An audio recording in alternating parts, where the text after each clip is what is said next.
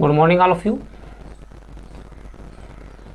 बेटे हम last class में सरल रेखा के बारे में कुछ बेसिक जानकारी ली थी और वो क्या थी, दो बिंदुओं की मध्य दूरी, एक सरल रेखा को किसी बिंदु के द्वारा विभाजन करने का सूत्र, साथ में हमने मध्य बिंदु निकालना सीखा था, एक ट्रायंगल का क्षेत्रफल भी कुछ देखा था हमने।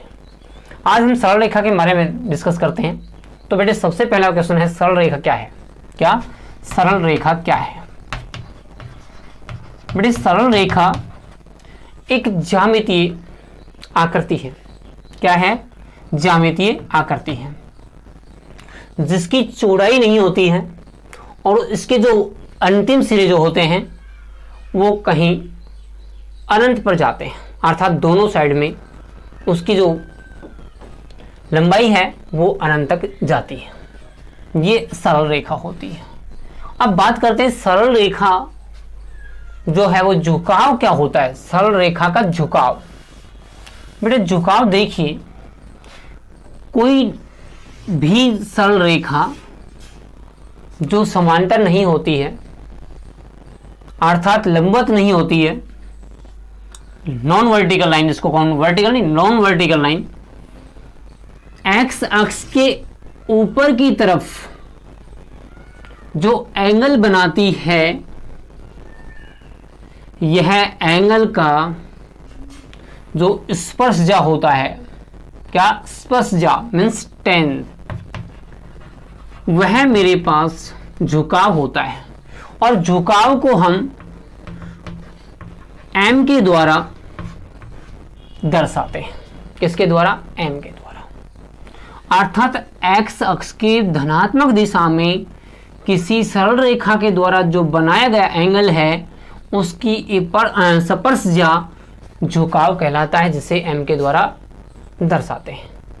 बेटे ये तो है एंगल के कोण के हिसाब से, लेकिन एक दूसरी कंडीशन भी हमारे पास है कि एक लाइन सरल रेखा है जो दो बिंदुओं से पास होती है। एक बिंदु मेरे पास यहाँ से, जिसको मैं x1 और y1 कह दूँ, एक यहाँ है x2 और y2 कह दूँ, ये है। तो हम इसका झुकाव कैसे निकालेंगे? बेटे यहाँ से इस पे हम लंब डालें तो यहाँ पर ये जो डिस्टेंस है ये y1 होगी, x1 होगी, और यहाँ से ये डिस्टेंस x2 होगी। ये y2 है, ये y1 है। तो बेटे आप देखिए, ये डिस्टेंस मेरे पास x2 माइनस में x1 हो जाएगी, साथ में ये y2 माइनस में y1 हो जाएगी। क्लियर है?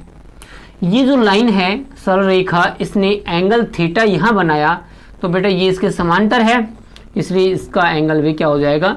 थीटा। अब यहाँ पर त्रिकोणमिति लगाइए, क्योंकि टेन जो थीटा है यहाँ पर वह इस एंगल के अकॉर्डिंग लंब ये है, आधार ये है। तो लंब मेरे पास y2 माइनस में y1 होगा, अपोन में x2 माइनस में x1 होगा। और टेन थीटा क्या होता है? m होता है, झुकाव। क्या होता है? झुकाव। झुकाव होता है। और वो किसके बराबर आया मेरे पास? y2 माइनस में y1 अपोन में x2 माइनस में x1 के बराबर आया। क्लियर है?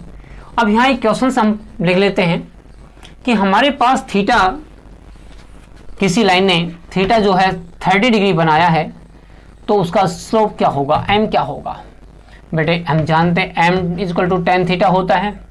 यहाँ पर m equal to tan 30 put कर देंगे, तो m की वैल्यू टेन 30 मीन्स 1/√3। ये मेरे पास झुकाव आया है। झुकाव बेटे पॉजिटिव, नेगेटिव और जीरो और अनंत कुछ भी हो सकता है, माइनस प्लस में हो सकता है।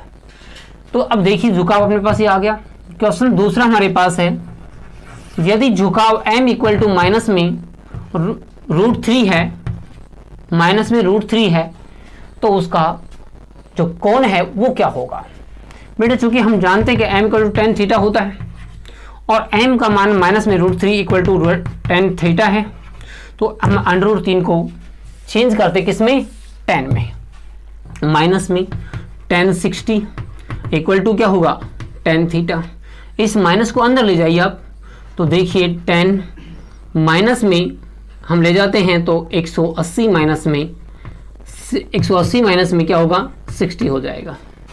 इसमें से हम लेस करते हैं तो मेरे पास क्या होगा 10, ये हो गया मेरे पास 120 और tan थीटा। 10 से 10 कंपेयर करेंगे तो कैंसिल हो जाएगा और थीटा इक्वल टू 120 डिग्री का बन जाएगा। अर्थात उसने 120 डिग्री का एंगल बनाया है उस रेखा ने। क्लियर है। अब हम बात करते हैं कि दो लाइनें समांतर कब होती हैं। क्या समांतर? तो देखिए बेटे, दो लाइनें समांतर,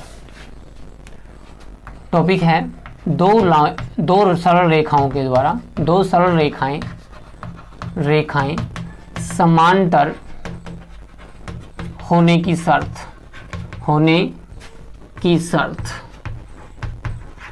देखिए यहां से देखिए, एक लाइन ये है, इसने थीटा एंगल बना लिया, L1 इसका नाम है, इसका स्लोप M1 है।